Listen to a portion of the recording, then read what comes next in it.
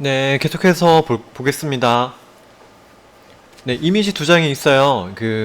이미 두 장이 뭐냐, 이제 뭐, 수납장, 뭐, 체스트, 뭐, 이렇게 이해하면 좋을 것 같은데, 쉐이크 수납장이라고 해서, 쉐이커라는, 종교단체가 있어요. 쉐이커라는 종교단체가 있는데, 그 종교단체는,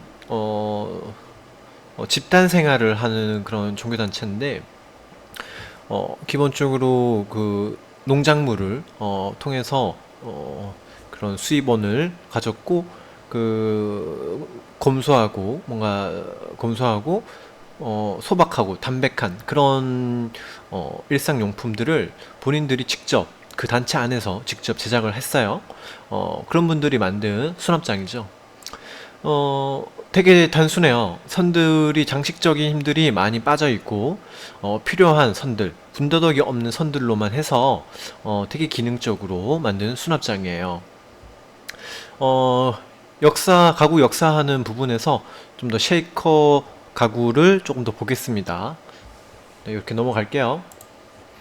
다음은 계속해서 보관하기에 대한 얘기들인데, 지금 보고 있는 요 사례는 안드레아 지텔이라는 디자이너가 제작한 거예요. 안드레아 지텔. 요 분이 만든 이 리빙 유니트, 개념을 한번 보자고요. 요 분이 이런 생각을 했던 계기들은, 지금 패러다임이 이 현대의 삶들이 뭔가 유목민의 삶을 살고 있다. 뭔가 정착해서 사는 그런 개념들이 아니라 뭔가 이렇게 집들을 뭐 흔히 월세, 전세 개념으로 해서 또돌이 생활을 한다. 그런 생활을 하는 데 있어서 가구가 과연 어떤 의미를 가질 수 있을까라는 생각을 했던 것 같아요. 뭔가 주거에 대한 삶의 안전성, 그런 자주성, 이런 인식들을 가구를 통해서 할 수는 없는가. 그렇게 해서 이런 유니트가 개발이 된 거죠. 이 하나의 유니트를 어떤 유니트냐에 따라서 뭐 부엌, 우리가 흔히 부엌, 거실, 뭐 서재, 침실 이런 기능들을 하게 되는 거죠. 얘 같은 경우에는 침실이 되겠네요. 그죠? 침대와 뭐 수납장, TV 다이 뭐 이런 것들은 이제 부엌이죠. 식탁이 열리고 거기 안에는 그릇 장들 수납할 수 있는 공간이 있고요. 여기는 화장실, 세면대. 얘는 옷장, 침실과 그 뭐 화장대나 뭐 그런 간이 테이블. 얘는 옷장의 개념들. 뭐 이런 식으로 이 유니트를 우리가 들고 다니면은 굳이 뭐 이동할 때마다 이사할 때마다 뭐 버리고 뭐 좀 뭐랄까 거추장스럽잖아요, 그죠? 그런 것들을 하나의 단위로 해서 들고 다닐 수 있다면은 삶의 안정성을 좀 더 높일 수 있지는 않을까. 그런 삶의 자주성을 좀 더 높일 수는 없을까. 그런 개념으로 해서 이런 유니트가 개발이 된 거죠. 물론 지금 현 시대에서는 이런 개념들이 실생활에 접목되기에는 사실 조금 이른감이 있죠. 하지만 머지않아서 이런 유니트가 우리 실생활에 접목이 될 거라고 저는 생각이 들어요. 자, 이제 공간의 구분에 대한 얘기예요. 공간의 구분. 공간의 구분. 공간의 구분이라면은 말 그대로 공간을 나누는 건데 어떠한 방법으로 나누느냐.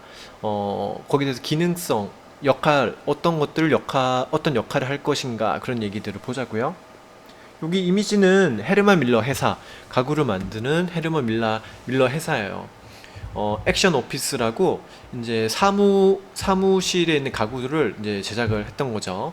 보면 이게 파티션이 구획이 돼 있어요. 그죠? 파티션인 동시에 어떻게 작업 테이블이 되기도 하고 수납장 개념이 되기도 하고요. 그죠? 이런 파티션을 나눔으로써 개인 사무 공간을 이렇게 나눠서 좀 더 프라이빗한 사무 환경을 만들어 주고 있죠. 이런 뭐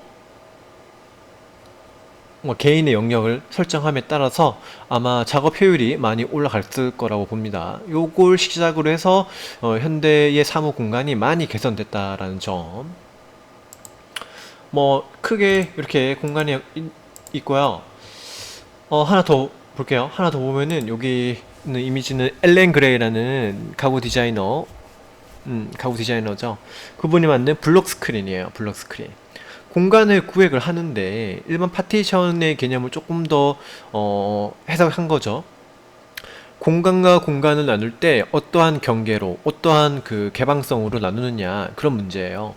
이 블록 스크린 하나의 유니트들이 이 두 개의 힌지를 토대로 해서 이게 밀고 당김으로 해서 이게 오픈이 많이 되기도 하고 조금 더 클로즈 돼서 좀 폐쇄적으로 쓸 수도 있고요. 좀 개방이 아주 열어서 조금 더 개방적인 공간으로 쓸 수도 있고, 그거는 공간의 성격에 따라서 혹은 그 작업 환경에 따라서 요거를 개인들이 설정할 수 있게끔 돼 있는 엘렌 그레이의 블록 스크린.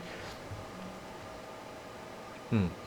여기까지 가구 역할을 봤어요. 예, 가구 역할이 이렇게 있다. 다음으로 볼 거는 가구의 기능과 역사예요, 역사.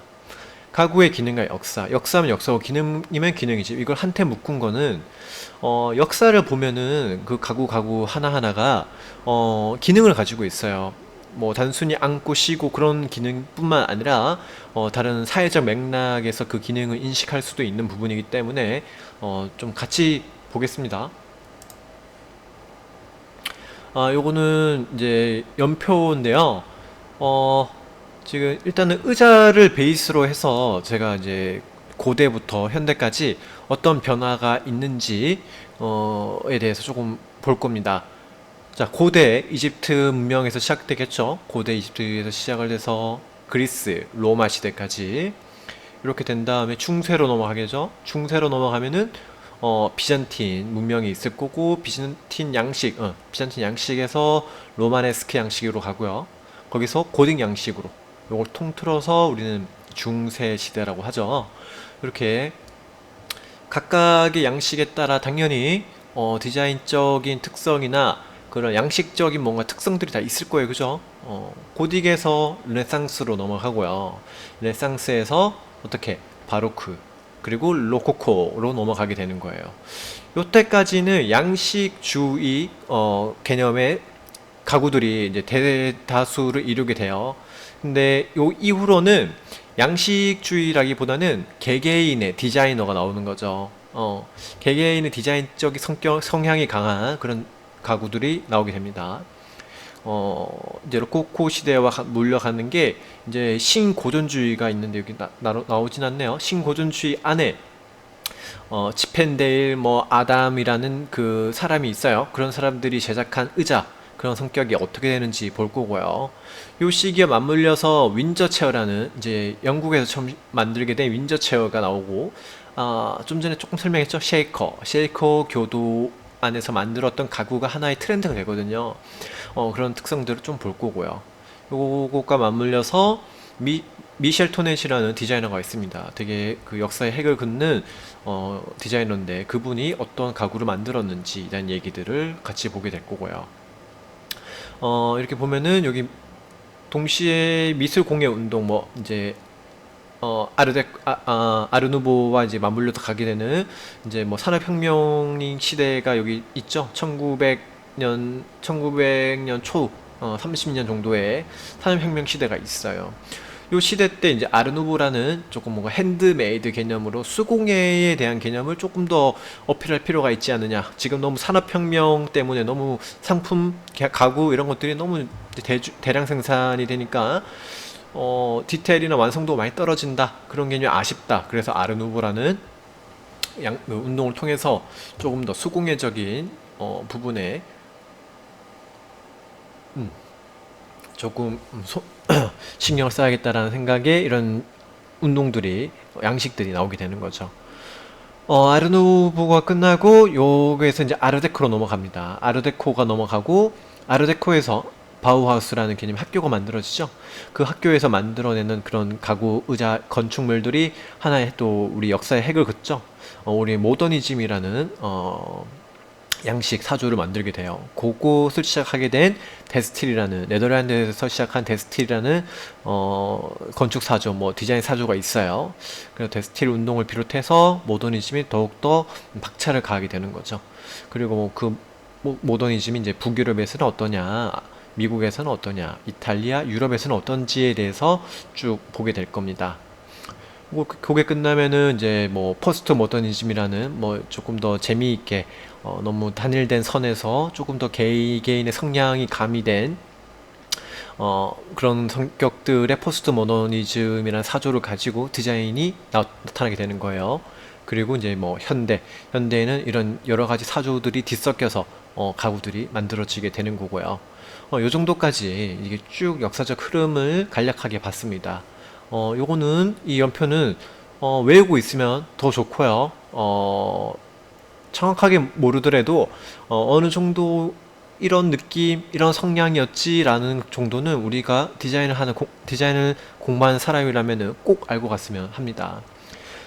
디자인사 수업이 아마 있을 겁니다.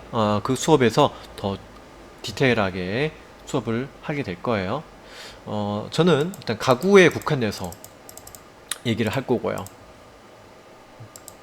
자, 고대부터 한번 보겠습니다.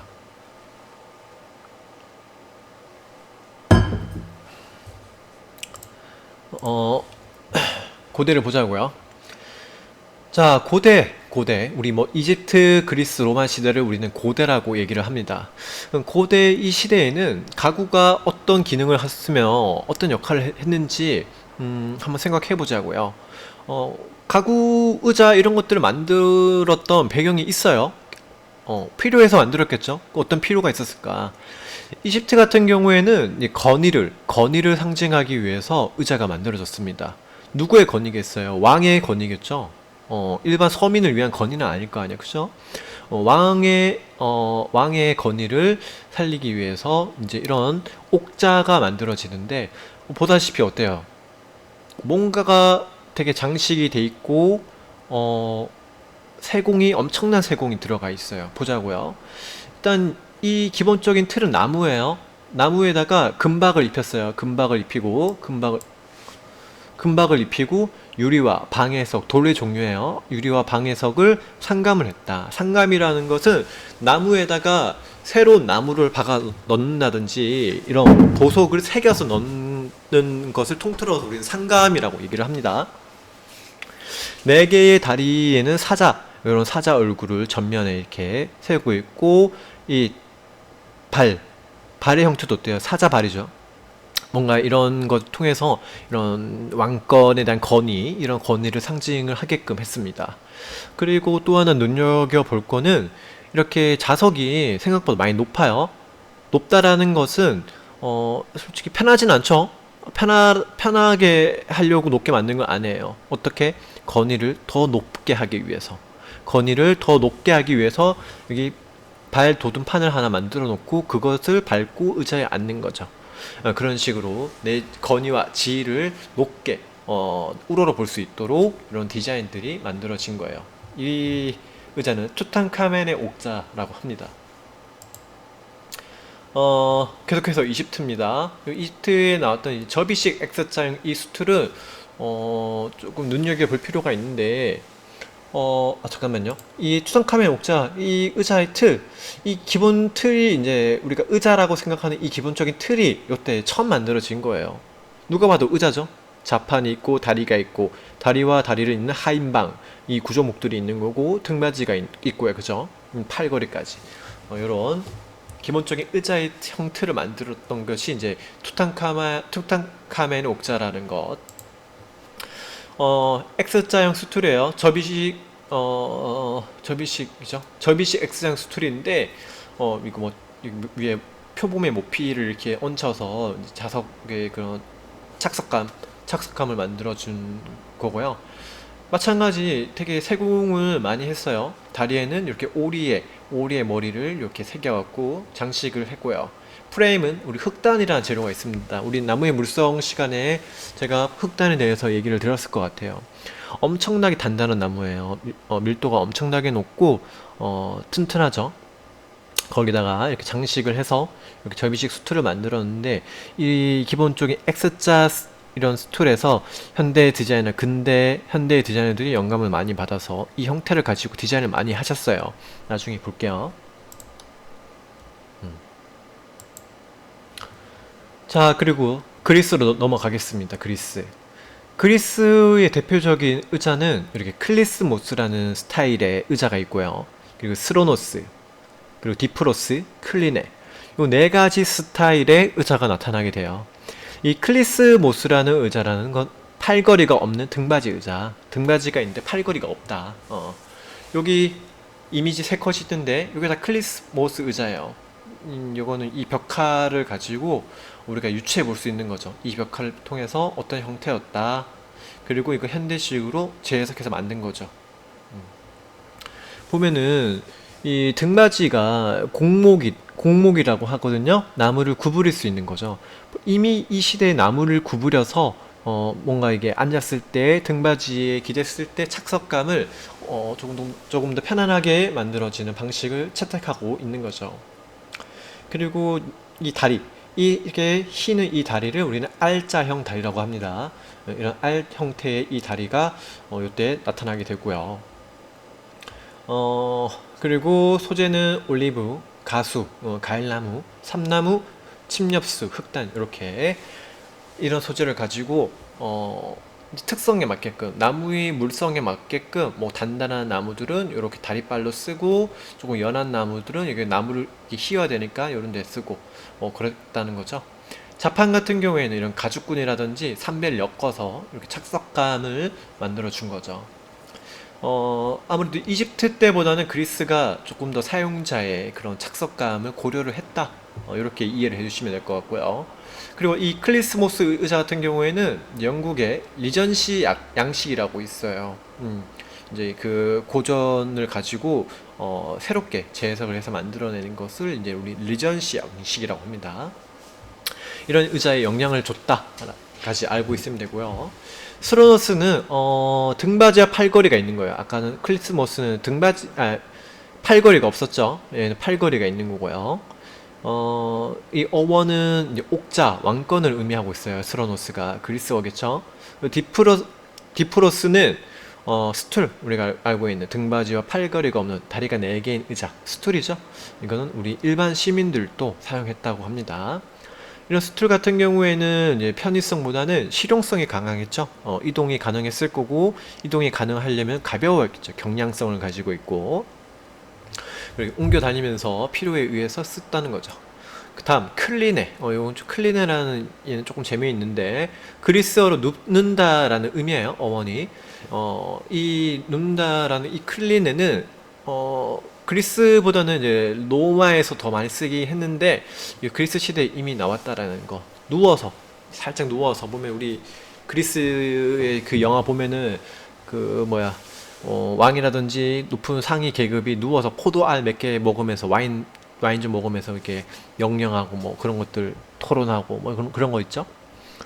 그런 용도로 썼어요.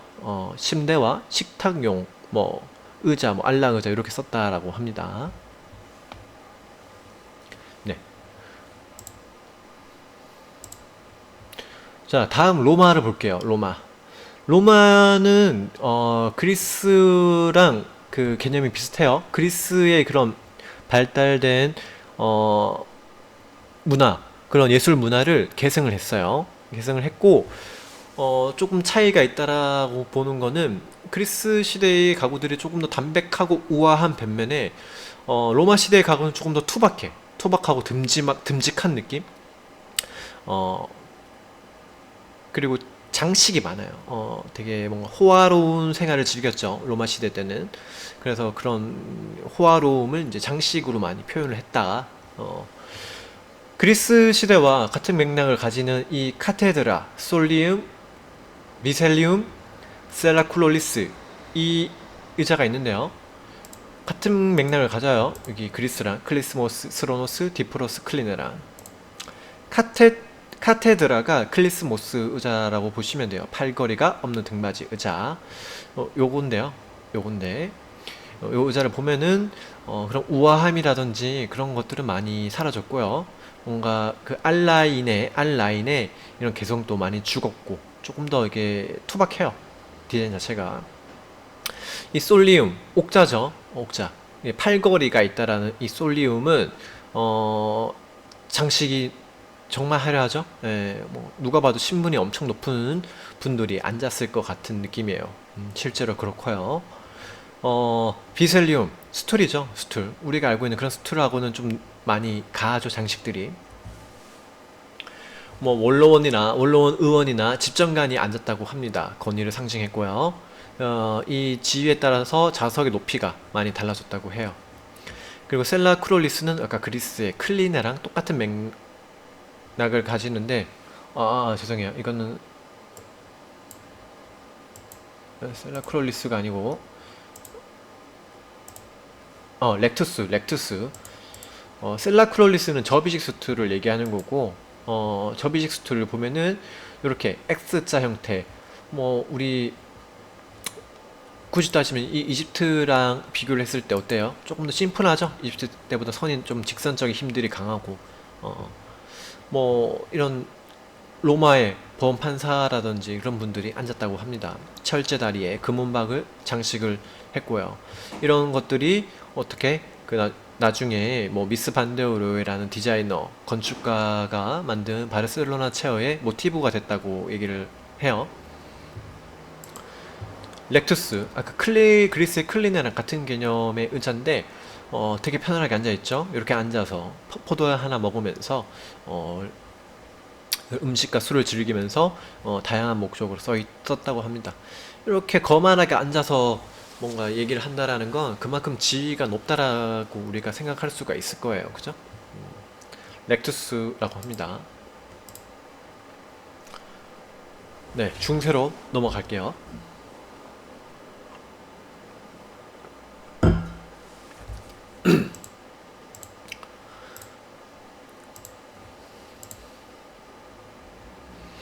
자, 중세 시대는 어떤 시대냐? 크게 초기 기독교, 비잔틴, 로마네스크, 고딕 시기 이렇게 조금 나눠서 볼 수가 있을 것 같아요. 중세는 이제 뭔가 고대가 뭔가 왕을 위한 그런 시대였다면은 중세는 왕권이 이제 신권이다. 신을 위한 그런 가구들이 이제 나타나게 되는 거죠. 어, 신을 위한 가구가 뭐겠어요? 어? 뭘까요? 아무래도 뭐, 예배를 보기 위한 의자라든지, 뭐, 그런 것들이 되겠죠. 음. 자, 초기 중세 유럽을 보자고요. 400년에서 1500년, 이 시대를 이제 중세 유럽이라고 하는데, 일반 서민을 비롯해서, 귀족도 그렇고요. 계층을 불문하고 대부분 사람들이 원룸 형태의 공간에서 살았어요. 원룸 형태. 원룸, 공간의 구분이 없는 거죠. 어디가 주방이고 거실이고 이게 없어요. 그렇다 보니까 가구의 개념도 조금 모호해지는 거야. 그래서 이때 썼던 가구가 이제 체스트라는 가구가 등장을 하게 됩니다.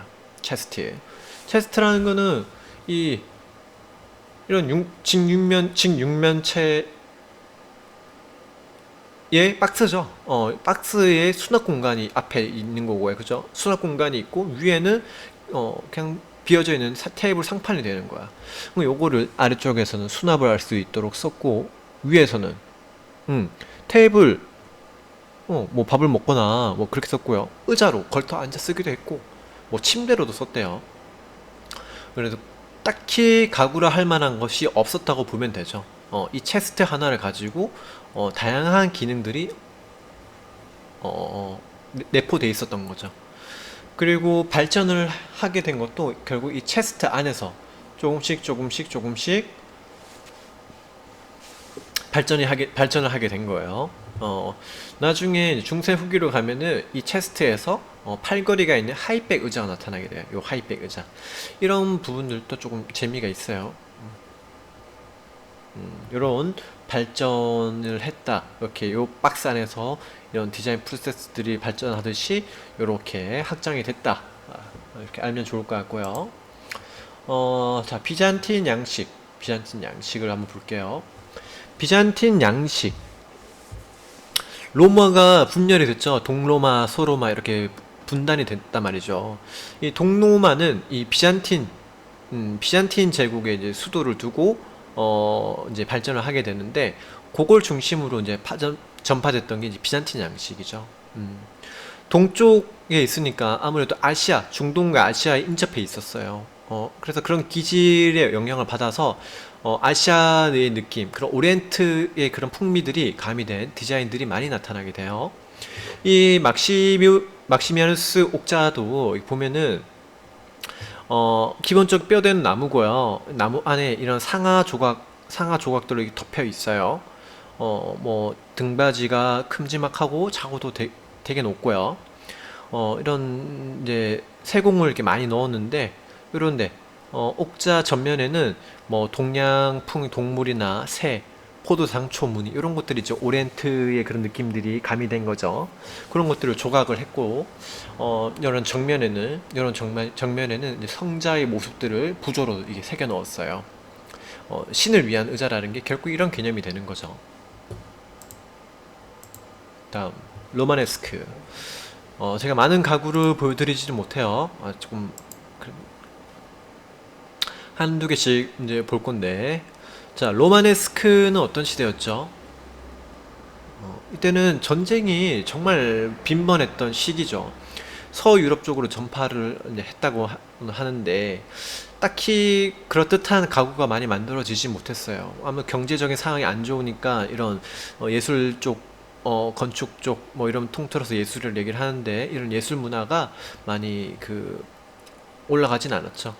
보면은 대표적으로 보면은 이런 한봉이 이게 나타나게 되는데, 봉들도 보이죠? 이런 의자라든지 이런 벤치들을 보면은 이런 한봉을 넣어서 디자인을 하게 됩니다. 음. 요 로마네스크는 말 그대로 로마 시대의 그 원형 아치, 그런 기법들을 많이 영향을 받았다고 합니다.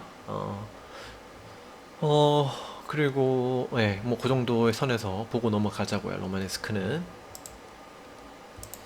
그리고 고딕이에요, 고딕. 고딕. 종교적으로 엄청나게 이제 기독교, 그 기독교 종교에 대해서 많은 심려를 기울인 가구들이 나타나게 되죠. 대표적으로 이제 건축물 특성 중에 첨두형 아치, 교차 아치, 그리고 트레이서리, 요 세 가지가 이제 건축물 특성에 많이 나타나게 돼요. 음. 이런 특성들이 건축물에 국한된 게 아니라 가구까지 이제 그런 디자인 개념이 접목되게 되는 거죠. 트레이서리는 창이나 계구부의 장식 창살 있죠? 그런 걸 우리는 트레이서리라고 얘기를 합니다. 건축물이 어땠어요? 그죠? 우리 그 어디야 켈렌 성당이라든지 보면은 하늘 높이 이런 뾰족뾰족하게 올라가잖아요. 그죠? 그런 거 뭐야 이제 신에 도달하려는 그런 욕망들이 이제 건축물로 표현되고, 의자로서도 이렇게 아치 형태의 첨두형 아치들이 이렇게 표현이 되는 거죠. 이제 이런 것들 이제 하이백 체어라고 합니다. 하이백 체어. 등받이가 엄청 높죠? 거의 지금 한 2m 가까이, 1982m 가까이 되는 그런 높이를 가지고 있어요.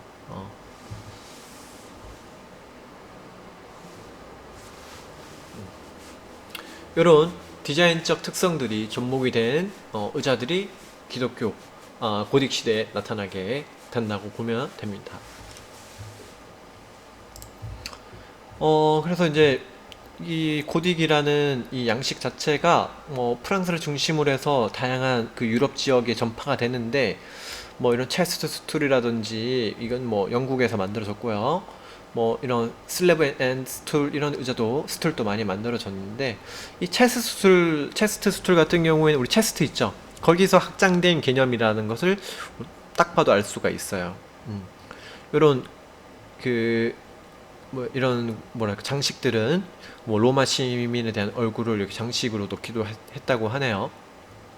디자인들이 매우 단순해졌죠. 이런 단순한 선들은 결국에는 누가 사용했겠어요. 아무래도 계급이 낮은 서민들이 점점 서민들을 향한 디자인들이 나왔다. 그렇게 이해를 해주시면 되고, 슬랩 앤디드 스툴 이런 거 같은 경우는 이제 판재로만 되게 담백하게 만들어낸 거. 이런 디자인을 가지고 제가 한 디자인이 반스툴이라고 있어요. 이 반스툴 같은 경우에 제가 만든 반스툴 같은 경우에 여기서 이제 이런 장식적인 면만 빼고 만든 게 이제 반스툴이라고 하나 만든 게 있습니다.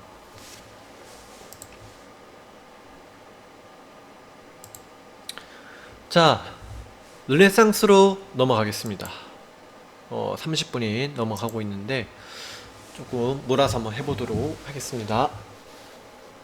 자, 기지개 한번 하고 조금 더 집중을 해서 보도록 할게요.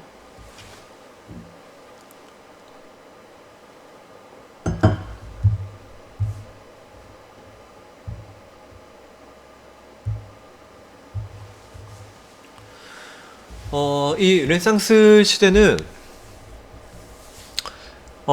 중세가 이제 우리가 시인을 위한 그런 건축물, 가구가 대세였다면은 이 르네상스부터는 이제 사람을 위한 가구, 건축, 이런 공간들이 하나둘씩 나타나게 됩니다. 그렇다고 일반 서민을 위한 그런 가구는 아니었어요. 있긴 있지만 주는 아니었지. 귀족 계급이었겠죠. 계급이 높은 그런 사람들을 위한 가구가 만들어지게 돼요. 음. 이제 수요가 이제 이렇게 많아지겠죠. 일반 왕권을 위한 그런 가구가 아니라 어, 귀족이나 그런 계급 상위 계층의 가구였으니까 좀 더 수요가 많아졌을 거란 말이죠. 그러면은 대량 생산이 가능한 디자인이 나와야 된다 이거죠. 그러면은 아무래도 장식적인 면을 조금 절제를 할 필요는 있었던 거지. 그래서 조금 단순한 디자인들이 조금씩 나타나게 되는 거예요. 자, 이 캐존누라는 수납장을 한번 볼까요? 수납장이라기보다는 우리는 장이라는 개념보다 함이라는 개념을 쓸게요. 이때는 함. 장의 개념보다는 조금 더 축소된 개념으로 이해하면 좋을 것 같아요. 이 캐존누라는 함은 우리 결혼할 때 함 사세요 하죠? 함. 그 함을 이렇게 만든 거예요. 그러니까 신부들이 혼수를 이렇게 채워 넣어야 되는데 그렇다면은 거기다가 외부적인 면을 우리 가문이 어떤 가문이다 이런 것들을 여기다가 장식을 하는 거죠. 문장을 새겨 놓거나 이제 그런 가문이 어떤 가문이다 그런 세력들을 가시하기 위해서 장식이 들어가게 되는 거죠. 이런 캐존느가 나타나게 되고요. 이 사보나롤라라는 이 접이식 스툴이 만들어지게 되는데요. 사보나롤라는 이 사람 이름인데 제가 정확히 잘 기억이 안 나는데 사보나롤라라는 이 시민은 아니고 혁명을 일으켰던 분이신데 그분을 기리기 위해서 이름을 명칭을 이렇게 넣었다고 합니다. 이 사보나롤라뿐만 아니라 단테스카라는 의자도 있거든요. 단테스카라는 의자는 우리 알고 있는 시인 단테 있죠? 그분을 기리기 위해서 이름을 넣기도 했습니다. 이때부터는 이런 X자, 접이식 의자가 많이 만들어지게 돼요. 아무래도 조금 더 움직일 수 있으니까 경량성을 가져야 되니까 너무 판재의 느낌보다는 이런 각재의 느낌을 가지고 만들어진 그런 개념들, 장식도 많이 축소가 됐다라는 것을 볼 수가 있어요. 10개에서 20개가 된 이런 각재들이 다리와 이 팔걸이가 결합이 되어 있는 거예요.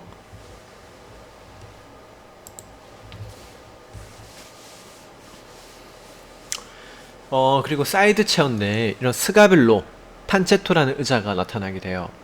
되게 지금까지 의자들은 아무래도 좀 웅장하고 거대했죠. 근데 이때부터는 되게 간소한, 되게 가벼운 의자를 만들어내게 되는데 아무래도 단순하니까 만들기가 쉬우니까 우리 서민층으로도 보급되는 확률이 많이 올라갔겠죠. 이 스가벨로 같은 경우에는 이런 체스트를 가지고 등받이와 다리가 뻗어나가고 있어요. 그래서 체스트라는 서랍이 달려있다라는 것. 이 판체토 같은 경우에는 이런 서랍이 없어. 서랍이 없고 되게 얄쌍한 등받이가 있고 되게 단순하게 다리도 3개만 뻗어나가는 이 다리 3개만 자판에 박아서 이렇게 만들어진 판체토라는 소형 의자가 나타나게 됩니다. 이런 의자들은 진짜 그 현대 개념으로 풀 수 있는 개념이 많죠.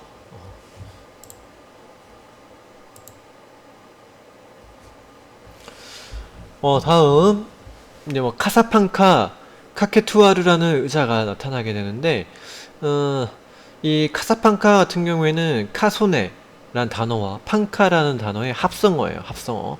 체스트랑 벤치를 합친 거죠. 수납장인 동시에 벤치의 역할을 하는 그런 역할을 하는 거죠. 우리 중세 수납장 거기서 디벨롭된 그런 개념이라는 걸 알 수가 있어요. 그죠? 이 카케투아르라는 의자는 좀 재미가 있죠. 카케투아르라는 의자는 이제 프랑스에서 이제 시작이 됐는데 카쿠테라는 의미가 제자 수다를 떤다. 즉 이게 대화를 하기 위해서 최적화된 의자. 포커싱 자체가 뭔가 이제는 뭔가 위에서 아래를 내려다보는 그런 건의의 느낌이 아니라 서로 토론을 하거나 대화를 한다 이거죠. 그런 개념 자체가 완전 포커싱이 달라진 거죠. 그렇기 때문에 의자 자체도 기능적으로 조금 더 편안하게 앉아서 수다를 떨 수 있는, 대화를 할 수 있는 그런 디자인을 채택을 하게 되는 거예요. 이 의자 같은 경우에는 프랑스 상류 계급 여성들이 많이 앉았다고 합니다. 베르티 가댕이라는 스커트가 있어요. 우리 뭐 다 알 거야. 단어를 잘 몰라서 그렇지. 베르티 가댕이라는 이 스타일의 스커트는 폭이 되게 넓어. 이렇게 폭이 넓고 허리가 짤록한 거 있죠. 그 스커트를 베르티 가댕이라고 합니다. 그게 이제 아무래도 그 스커트 자체가 풍덩하다 보니까 이 자석 자체가 어때요? 안쪽으로는 좁고 바깥으로는 넓은 부채꼴 형태의 자석이 만들어지는 거죠. 조금 더 스커트 이런 것들이 구겨짐이 덜했겠죠? 그런 부분들을 앉는 방식을 생각을 하고 이런 디자인들이 고안됐다.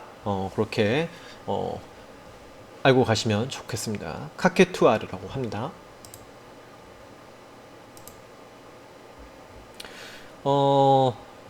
같은 맥락으로 이제 프랑스에서 이제 이렇게 만들어지는데 셰지아 베르티 가댕이라는 의자가 하나 있고요. 그란데 폴트로나라는 의자가 있습니다. 이 프랑스에서 만들어진 이 셰지아 베르티 가댕도 마찬가지예요. 예, 카케투아르도 그 앉는 착석감을 고려한 거죠. 얘도 마찬가지예요.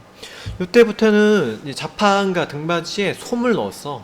솜이 아니죠. 깃털을 넣었겠죠. 이때는 깃털을 넣어서 좀 빵빵하게 해서 조금 착석감이 편안하게 만들어준 그런 개념의 의자예요. 눈여겨볼 거는 자판의 깊이감보다는 이 가로가 훨씬 길어요. 그죠? 좁다라는 게 아니라 길어요.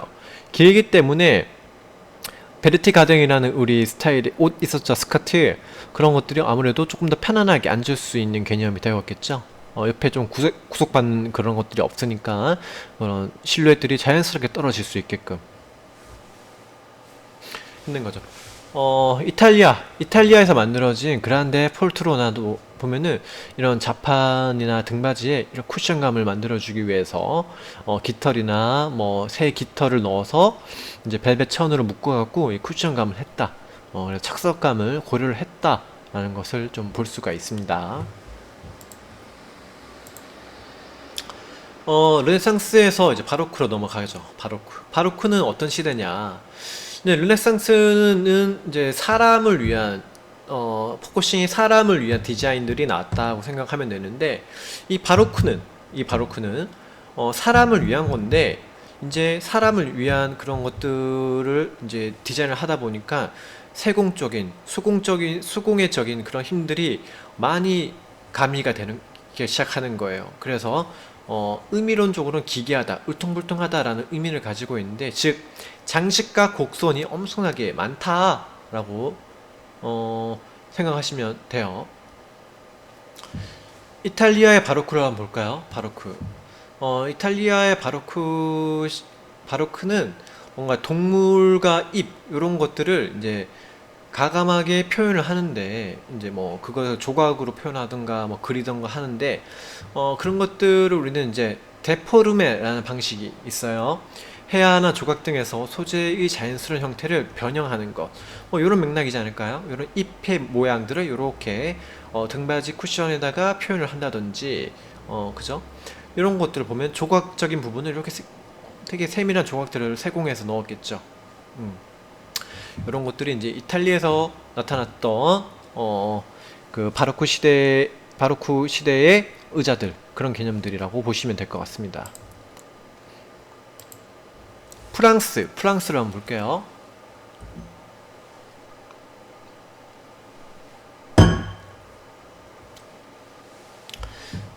프랑스는 이제 뭐랄까 살롱 문화, 이 살롱 문화가 이제 많이 대두가 되게 되는데, 살롱 문화라는 것은 이제 남녀노소 할 것 없이 자유롭게 토론을 하거나 뭐, 뭐 즐길 수 있는 그런 공간, 그런 문화라고 생각하시면 좋을 것 같습니다. 그런 것 때문에, 그런 문화가 있기 때문에 이런 의자들이 이제 디자인들이 개발되고 제작이 됐던 거죠. 그런 개념을 잘 이해해야 되는 부분이 있어요. 이 프랑스의 바로크, 이제 루이 14세 때의 얘기들이에요. 바로크의 절정기라고도 얘기를 할 수가 있는데, 이런 곡선적인 힘들, 이런 장식적인 힘들이 우리 베르사유 궁전을 보면 알다시피 되게 화려해, 그죠? 이런 곡선이라든지 이런 장식적인 힘, 그리고 이게 이제 하인방이라고 하죠. 다리와 다리를 잇는 이 하인방 구조가 H냐, X냐, 뭐 이런 거, 이런 구조적인 생각들. 그리고 이제 팔걸이 이런 부분들이 많이 나타나게 돼. 팔을 조금 걸고 편안하게, 이런 쉐입들도 라운드가 져 있어. 팔을 편안하게 걸 수 있게끔. 이런 부분에서는 이제 등받이에 이제 얼굴이 면하는 이런 부분들도 살짝 세워서 조금 더 편안하게 덮어주고 있고, 팔걸이 이런 쿠션감들도 어느 정도 연장을 해서 팔이 닿았을 때, 팔꿈치가 닿았을 때 조금 더 편안한 착석감을 만들어주는 그런 의자들이 나타나게 됩니다. 영국이죠. 잉글랜드. 영국의 바로크는 어땠냐? 많은 양식들이 있는데 그 중에 윌리엄 메리 양식이라고 있어요. 윌리엄 메리 양식이 이제 왕의 이름이에요. 메리라는 영국의 왕인데, 여왕인데, 이분이 이제 네덜란드에서 온 윌리엄 3세랑 결혼을 하게 되죠. 그래서 그 두 분이 동시에 왕권을 잡게 돼요. 그래서 아무래도 그 윌리엄 3세가 네덜란드에서 왔기 때문에, 그런 실제적으로 네덜란드 가구 제작사를 데리고 와서 디자인을 시키고 제작을 했어요. 그래서 영향을 많이 받았겠죠? 그런 디자인들이. 조금 특이할 만한 것은 기존의 디자인들이 화려한 장식들을 좋아했는 반면에 조금 검소한 조금 장식이 절제된 그런 디자인들이 나타나게 돼요. 여기 보면은 딱 봐도 이제는 조금 뭐 현대에서 있을 법한 그런 디자인으로 넘어가고 있는 게 보여요. 지금까지 얘네들은 너무 고전인데, 얘는 그래도 그나마 조금 클래식한 앤틱한 의자 정도의 느낌으로 이렇게 우리가 받아들일 수 있는 거죠. 등받이가 되게 높게 이렇게 디자인이 되었고, 이런 등받이라든지 이런 하인방에 어느 정도 디자인 장식적인 힘을 가해서 나타나게 되는 거죠. 이런 다리들도 선삭 가공이라고 해서 나무를 돌려깎기, 가리틀로 돌려깎기를 해서 이렇게 장식을 했던 부분이고, 자석의 쿠션감을 만들어서 이렇게 디자인을 하게 됐죠. 이제 로코코 시대로 넘어가게 되는데요. 바로크, 로코코 시대를 동시에 같이 해석하기도 하고 따로 놓고 바라보기도 해요. 굳이 로코코 시대를 이제 구분해서 보자면은, 이 바로크 시대와의 뭐 차이점이 뭐냐 라고 했을 때, 바로크 시대가 너무 장식적인 힘이 가하고 뭐 조금 뭐 뭐랄까 웅장한 느낌이었다면은, 이 로코코 시대는 조금 선들이 경쾌하고 뭐 곡선은 뭐 항상 많았었고요, 그죠? 또 특이할 만한 것은 이런 다리인데, 이런 구불구불한 다리를 우리는 가브리올 다리라고 얘기를 합니다. 가브리올 다리. 보면은 이 다리와 다리가 자판에 접목되는 부분은 좀 두툼하고 아래로 갈수록 얄쌍하게 얇게 떨어지는 이런 쉐입을 가지고 있어요. 어, 루이 15세 때, 아까 전에 14세 때 얘기했었죠? 15세 때의 얘기들이에요. 이때도 뭐 살롱 문화가 이제 절정을 이루게 되는데, 그런 살롱 문화를 조금 생각하고 이런 디자인을 해석해주면 좋을 것 같아요. 이런 쿠션감들도 되게 두툼해졌죠? 되게 두툼해지고, 뭔가 앉았을 때 푹 몸이 당기게끔 그런 각도라든지 의자의 그런 쉐입이라든지 등받이 쉐입들도 그렇죠. 이렇게 안쪽까지 팔걸이 안쪽까지 확장이 돼서 나타나는 개념들을 볼 수가 있고, 이런 팔걸이 윗부분에도 이런 쿠션을 넣어서 조금 더 편안하게 팔을 얹을 수 있게끔 디자인이 되어 있습니다. 이런 알라그저를 우리는 포테유라고 해요. 포테유, 프랑스어겠죠. 이런 포테유라고 하고, 이런 베르자르라는 이제 그 등받이의 개념과 팔걸이 개념이 확장된 개념을 우리는 베르제르라고 얘기를 합니다. 뭐, 그 아까 전에 얘기했던 그런 스커트 때문에 이렇게 보면은 의자 자판 자체가 부채꼴이에요. 안쪽은 좁고 바깥이 넓어요. 그죠? 이런 것들은 그런 스커트를 때문에 이렇게 디자인이 됐다라고 생각을 해주시면 좋을 것 같습니다.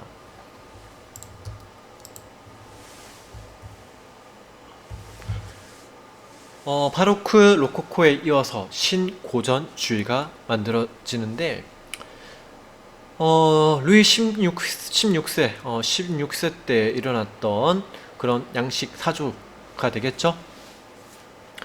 이때는 이제, 조금 곡선 위주나 좀 화려한 장식보다는 선들이 조금 단순해져. 좀 직선 위주의 선들이 많이 나타나게 되고요. 특이할 만한 것은 우리 카브리올 다리 있었죠.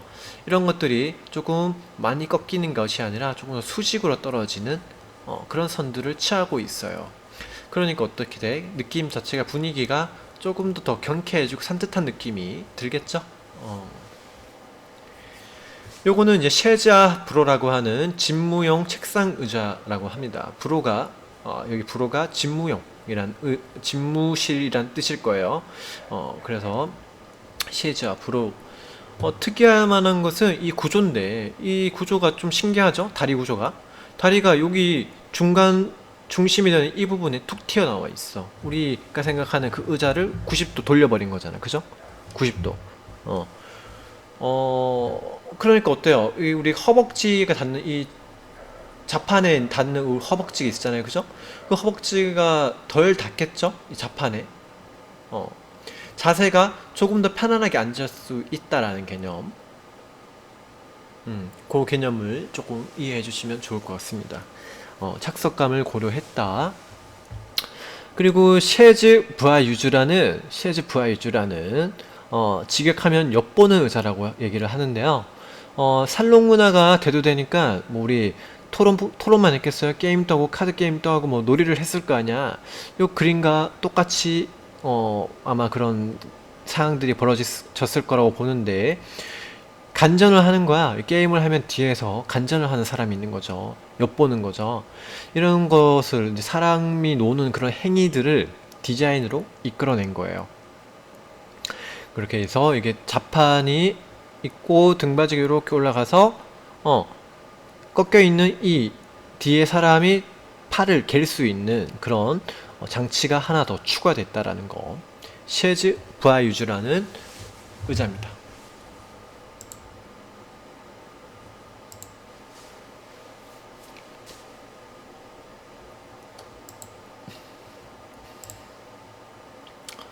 어,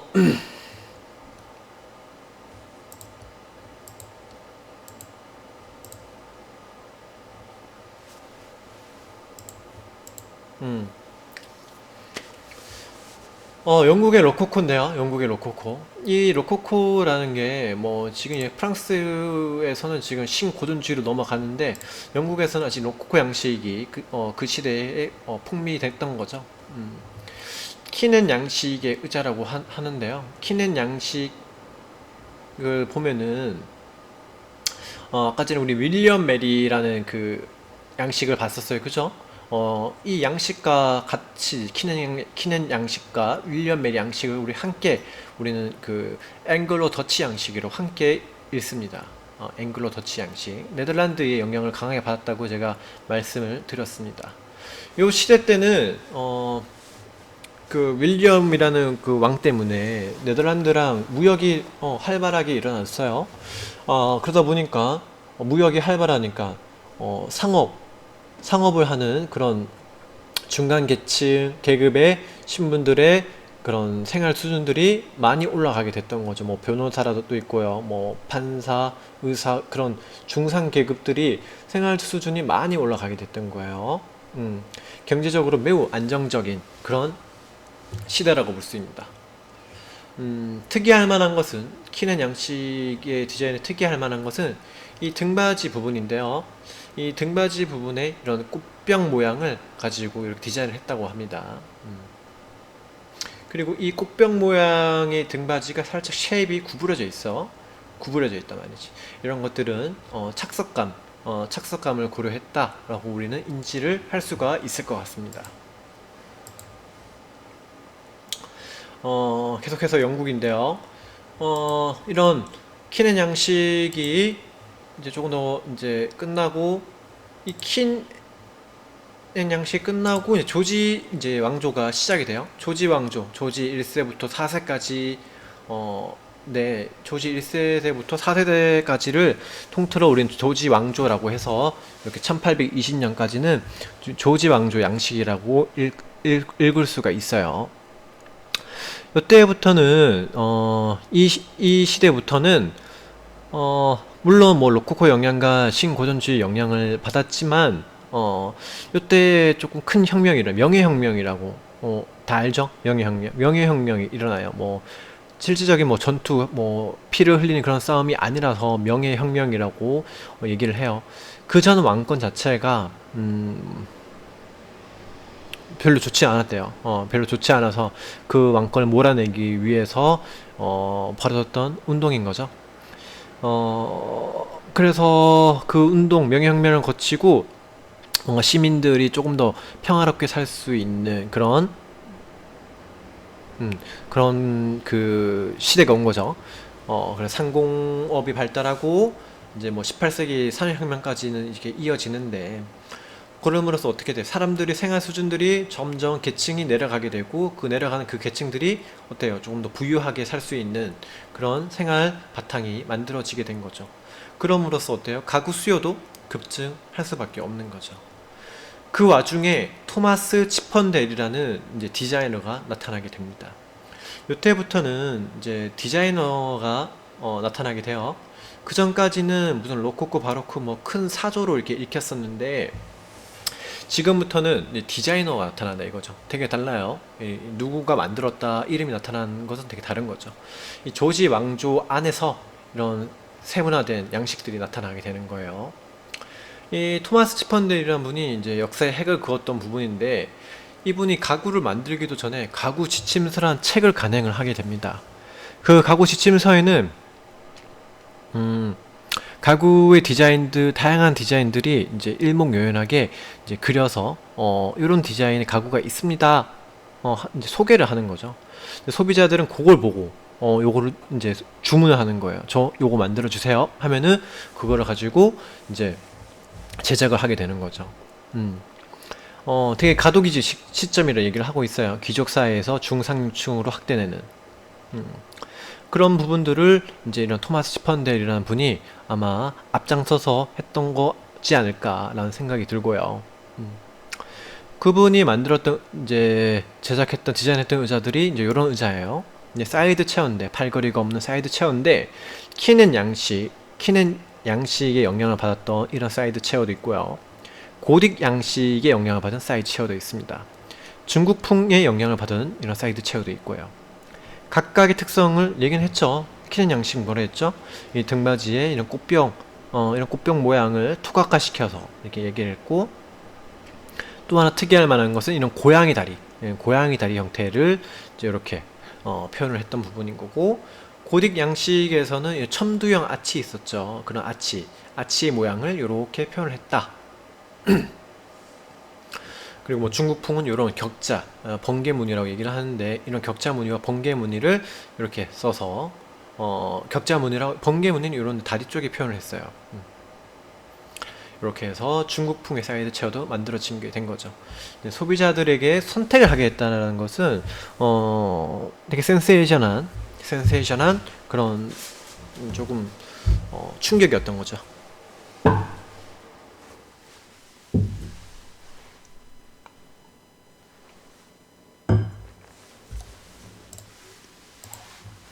자, 50분이 넘어가고 있는데, 하나만 더 볼게요. 같은 맥락인데, 조지 왕조 양식에서 치펀데일이라는 이제 디자이너가 나왔는데, 그 뒤를 잇는 디자이너가, 나왔겠죠? 그 뒤를 잇는 디자이너 중에 하나가 이제 로버트 아담이라는 분이 계셨어요. 그분이 만들어냈던 이 디자인 의자는 고대 로마의 영향을 받아갖고 그런 고대 로마와 신고전주의 양식을 접목을 시켜서 디자인을 했다고 합니다. 어, 특이할 만한 것은 이 등받이에 이런 우리 모양들인데 이런 모양들을 달걀이나 하트 모양으로 디자인을 했다고 얘기를 해요. 그리고 이런 다리 부분들이 되게 얇아졌죠. 이런 뭐 고양이 다리라든지 까브리올 다리라든지 뭐 그런 다리가 아니라 되게 밋밋하고 일직선으로 뻗어나가는 그런 다리가 이제 이분의 디자인 특징이라고 하면 좋을 것 같습니다.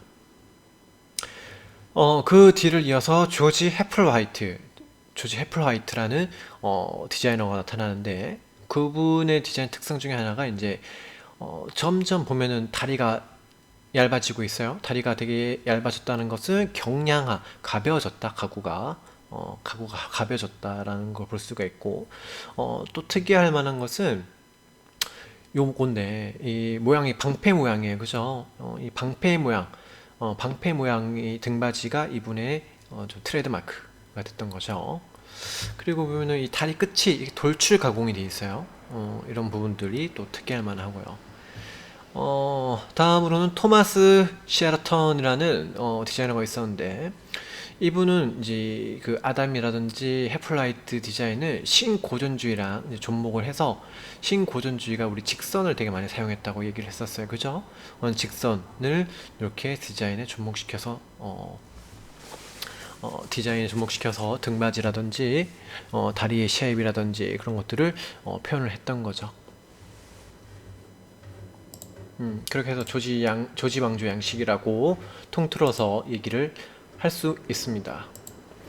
다음은 이제 영국에서 이제 나타나는 개념들인데 사실 이렇게 넘어가고 이제 1820년까지잖아요, 그죠? 그 다음에 뭐가 일어났어? 이제 산업혁명이 일어나잖아요, 그죠? 산업혁명이 일어나고 뭐 바우하우스라든지 데스틸, 모더니즘이라는 그런 사조가 나타나게 되는데 그것과 동시에 영국 쪽에서는 또 재미있는 의자가 하나 나타나게 되거든요. 윈저 체어예요, 윈저 체어.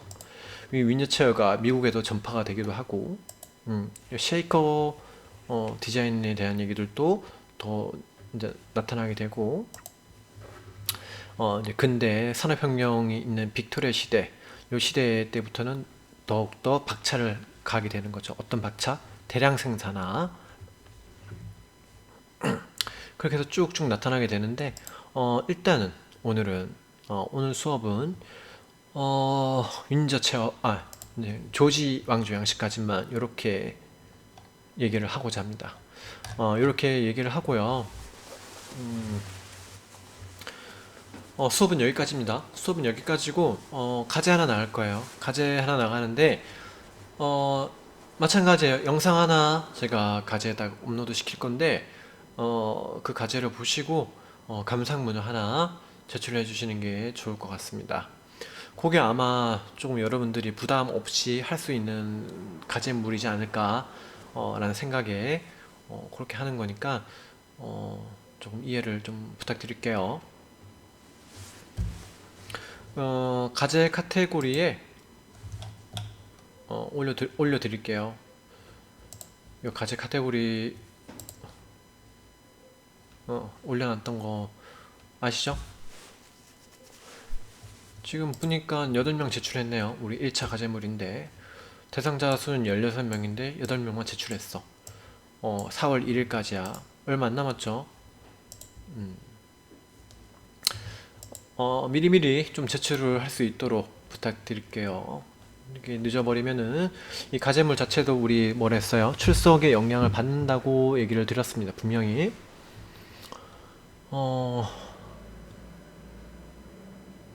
자, 그리고 뭐 수업을 하는 데 있어서 아직은 뭐 크게 질문할 거리가 없나 봐요. 등록된 게시글이 없어요. 그죠? 뭐 조금 번거롭다 싶으면은 여기 전화번호가 없네.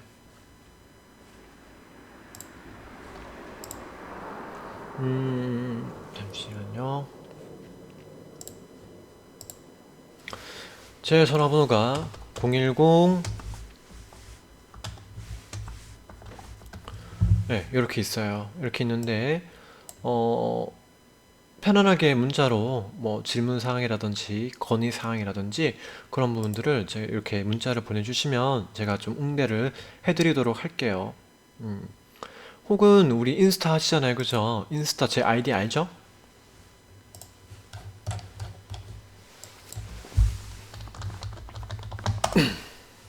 네이버에 리우 목공방이라고 치면은 웹사이트가 하나 나올 겁니다. 여기 들어가면 제가 제작하고 있는 디자인들이 쭉 떠요. 그리고 이 우측에 블로그, 인스타그램, 페이보릿 뭐 있는데 인스타그램 들어가시면은 제 인스타그램이랑 연결이 될 겁니다. DM으로 연락을 주셔도 상관이 없었죠. 인스타 아이디는 리우 언더바 WOOD CRAFT 리우 언더바 우드크래프트예요. 요 아이디를 검색해서 팔로우를 해주시고 DM을 보내주시면 제가 답장을 해드릴게요. 제가 DM으로 보통 잘 쓰진 않는데 학생들에게만 열어놓고 응대를 해드리도록 하겠습니다.